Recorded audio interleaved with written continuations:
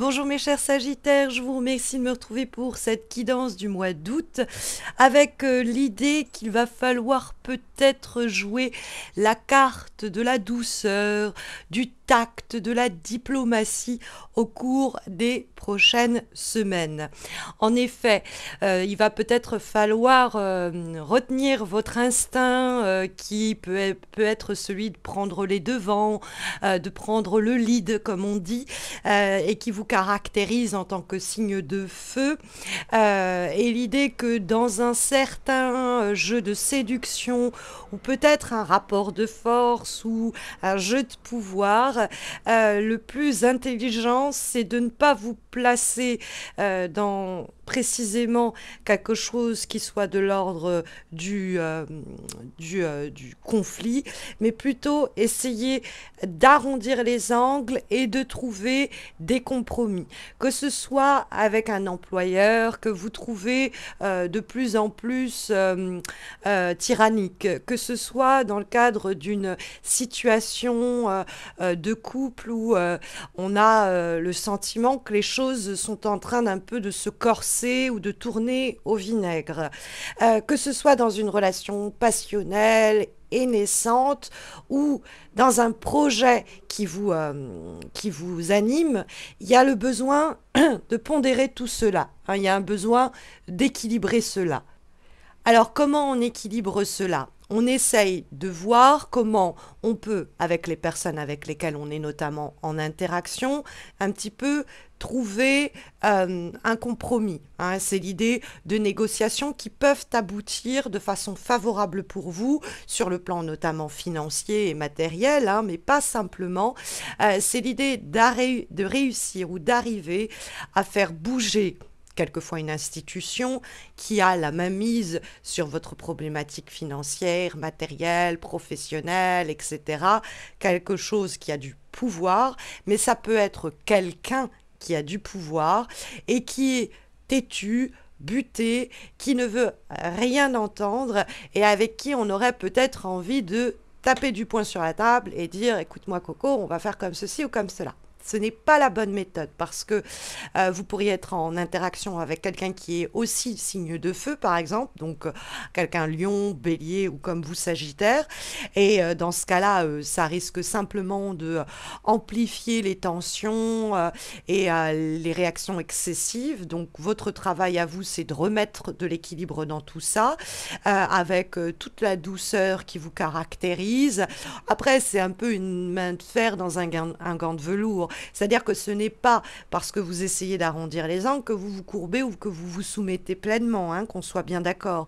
Mais si vous êtes face à quelqu'un qui est hyper conservateur, qui a l'habitude de faire comme ceci ou d'agir comme cela, qui ne veut pas au fond, accepter les transformations et les changements que vous souhaitez, que votre relation suppose ou que votre projet nécessite, il y a une possibilité tout de même de vous faire entendre sans imposer votre volonté par le dialogue, en essayant de trouver un terrain à mi-chemin, un terrain d'entente à mi-chemin, faire un pas vers les compromis, vers la négociation, sans se compromettre non plus soi-même. Il y a l'idée que vous pouvez être stratégique et même si vous êtes face à quelqu'un qui aime bien rester dans ses habitudes, qui est cloîtré comme ça dans ce qu'il connaît, il y a tout de même la possibilité que vous arriviez à un peu arranger les choses, donc à faire que cette personne sorte un peu de ses acquis, de sa zone de confort, ou plus simplement que elle ne s'enlise pas, elle ne s'enferme pas dans des habitudes qui ne vous conviennent pas. Alors pourquoi elles ne vous conviennent pas? Tout simplement parce que c'est quelqu'un qui va empêcher votre changement, votre transformation, qui va, on va dire, s'accoutumer, par exemple, à une relation qui ne vous convient pas en termes de rythme, d'investissement, d'engagement, etc. Et qui va prendre le pli et qui va dire, moi, ça me convient comme ça, je vais rester là-dedans de façon hyper égoïste. Et donc, on pourrait avoir quelqu'un qui essaye peut-être même de nous imposer ses propres habitudes, manière de concevoir la situation, son propre rythme de croisière. Et s'il y a conflit d'influence, ou en tout cas rapport de force, vous devez être plus astucieuse que cette personne et trouver des moyens, peut-être même intermédiaires, pour favoriser le changement auquel vous aspirez. Parce que on a effectivement l'idée que, par exemple, si vous êtes en rapport dans ce cadre avec une institution ou quoi, peut-être même le gouvernement, vous pouvez trouver quelqu'un qui va porter votre voix, un porte-parole, qui va pouvoir faire vase communicant entre vous et l'institution ou la structure en question. Et donc, cette personne, elle peut vous aider. Donc, c'est une amitié, peut-être même, hein, en tout cas une personne alliée. Ça peut être l'idée que vous pouvez aussi vous tourner vers vos amis, vos proches, pour essayer de comprendre un petit peu comment vous positionnez, quelle est la façon la plus stratégique pour vous de vous positionner. Hein, ne foncez pas tête baissée, vous pourriez avoir envie d'y aller et vous pourriez vous retrouver face à une situation du coup qui ne bouge pas. Il vous faut peut-être collecter certains conseils, informations essentielles pour nourrir tout cela et vous permettre que vos actions, quand elles sont menées, elles soient favorables. Alors, ça peut être aussi l'idée que vous êtes vous-même en prise avec peut-être une résistance au changement. Alors, il faut aussi faire attention à cela, c'est éventuellement possible, que vous n'avez pas envie d'agir, que vous êtes dans une situation que vous endurez, mais mieux vaut un mal que l'on connaît un mal que l'on ne connaît pas. Donc, on pourrait avoir un côté un peu conservateur, par nécessité de se rassurer, parce qu'on connaît cette situation. Et donc, il y a quelque chose qui n'est pas très sain là-dedans.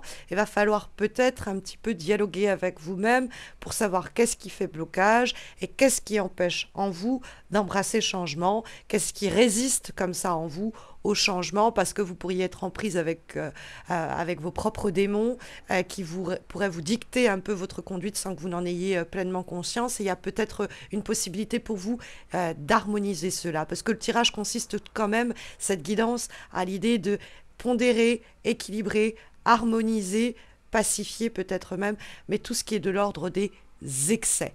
Donc il y a peut-être aussi une passion qui émerge d'une relation qui était initialement amicale.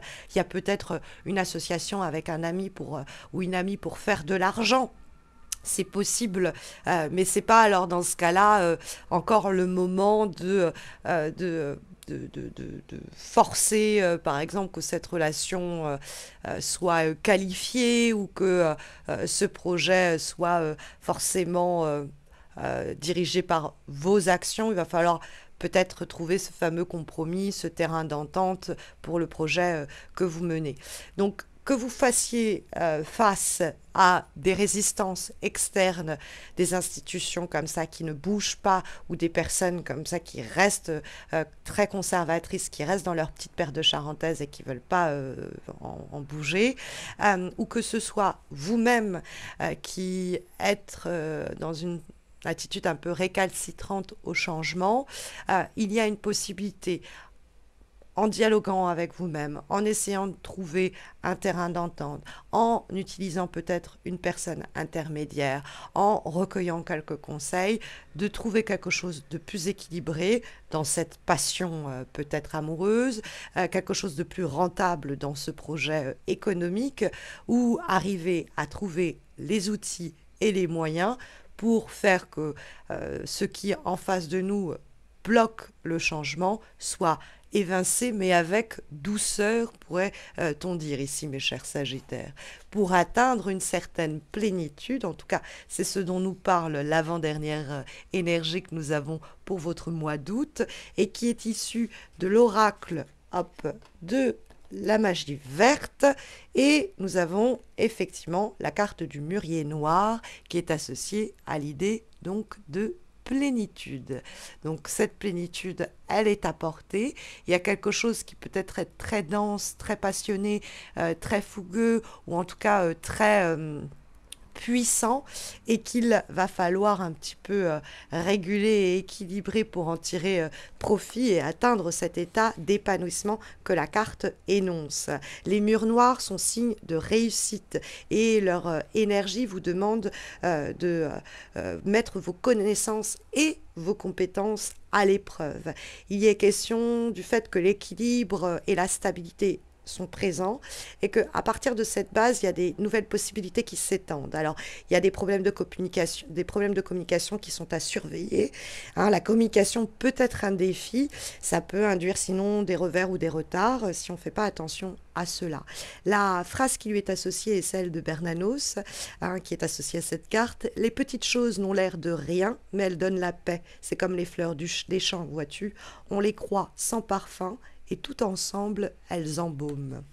Comme dernière recommandation et guidance pour ce mois de août, mes chers Sagittaires, nous avons une lame issue de l'oracle de la déesse sauvage et nous avons la carte de la protectrice. Cette carte de la protectrice, elle a cette guidance. Entourez-vous de personnes qui vous soutiennent, vous acceptent comme vous êtes, croient en votre vision et en votre objectif et qui font ressortir le meilleur de vous. Donc peut-être éliminer aussi les personnes toxiques, celles qui ne veulent pas votre bien, vous entourez des personnes qui sont en mesure de vous conseiller, en mesure de vous accompagner dans le cadre des projet de l'équilibre et de l'harmonie que vous pouvez trouver au cours de ce mois d'août, mes chers Sagittaires. J'espère que ça saura vous guider au mieux. En tout cas, si vous avez besoin de quelque chose de plus continu, sachez que je poste chaque lundi des guidances intuitives sur Facebook et sur Insta. Et puis, si vous avez besoin d'un tirage, d'une consultation en direct ou même de vous former au tarot de Marseille, n'hésitez pas à consulter mon site. Vous trouverez son lien dans le descriptif de la vidéo.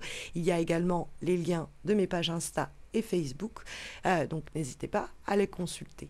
Je vous remercie pour le temps que vous venez de m'accorder. N'hésitez pas à liker cette vidéo, à commenter, à vous abonner, ça me prend énormément de temps et ça fait toujours plaisir évidemment d'avoir un retour. Et puis bah écoutez, je souhaite à toutes les personnes qui partent en vacances de très bons congés. Je vous souhaite à tous et à toutes plus généralement un très beau mois d'août. Je vous retrouve ce même mois d'août pour sonder les énergies de la rentrée, hein, septembre. D'ici là, bien mes chers Sagittaires, prenez bien soin de vous.